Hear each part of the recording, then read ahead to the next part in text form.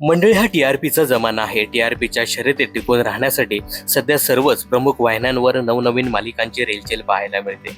काही दिवसापूर्वी स्टार प्रॉने त्यांच्या 3 महिन्यातील आगामी 6 मालिका आणि 2 नव्या कार्यक्रमाची घोषणा केली आहे. यामध्ये मी कात टाकली या मालिकेचा समावेश आहे. या मालिकेच्या घोषणेनंतर झी मराठीने साधारण वर्षभरापूर्वी घोषणा केलेल्या इच्छाधारी नागिन या मालिकेचा मुहूर्त पार पडला. कारण या दोन्ही मालिकांच्या टीझरमधून या मालिकेचं कथानक नागिनवर आधारित आहे हे स्पष्ट झालं. त्यामुळे आता येत्या काही दिवसात कोणत्या वाहिनीची मालिका यशस्वी होईल हे पाहणं खूपच इंटरेस्टिंग ठरणार आहे.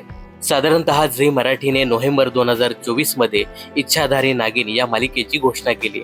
त्यानंतर मार्च 2025 मध्ये या मालिकेचा एक प्रोमो शेअर केला होता. मध्यंतरीच्या काळात अनेक मालिका ऑफर झाल्या. त्यामुळे इच्छाधारी नागिन ही मालिका येणार की नाही असा प्रश्न निर्माण झाला होता. अखेर गेल्या आठवड्यात इच्छाधारी नागिन मालिकेचा शुभारंभ होऊन सेटवर मुहूर्त पूजा पार पडली आणि काल झी मराठीने या मालिकेला पहिला ऑफिशियली टीझर प्रसारित केला.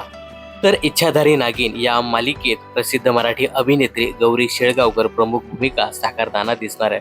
गौरीने यापूर्वी अनेक हिंदी मालिकांमध्ये काम केले, जसं की प्रथा हो की ओढे चुनरी, बिंदनी, सफल हो की तेरी आराधना अशा मालिकांमध्ये तिने प्रमुख भूमिका साकारल्या. आता ती साधीभोळी गौरी इच्छाधारी नागिन होऊन प्रेक्षकांच्या भेटीला येणार आहे. दरम्यान शेअर केलेल्या प्रोमोवर संमिश्र प्रतिक्रिया पाहायला मिळतात.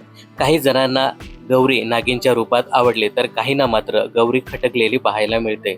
आता गौरी व्यतिरिक्त या मालिकेमध्ये कोणकोणते कलाकार झळकणार आणि ही मालिका झी मराठीवर केव्हापासून दाखल होणार हे पाहणं खूपच इंटरेस्टिंग ठरणार आहे.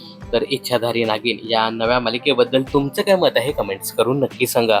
मनोरंजन क्षेत्रातील अशाच फिल्मी अपडेट जाणून घेण्यासाठी चॅनल जर सबस्क्राईब केलं नसेल तर जरूर करा.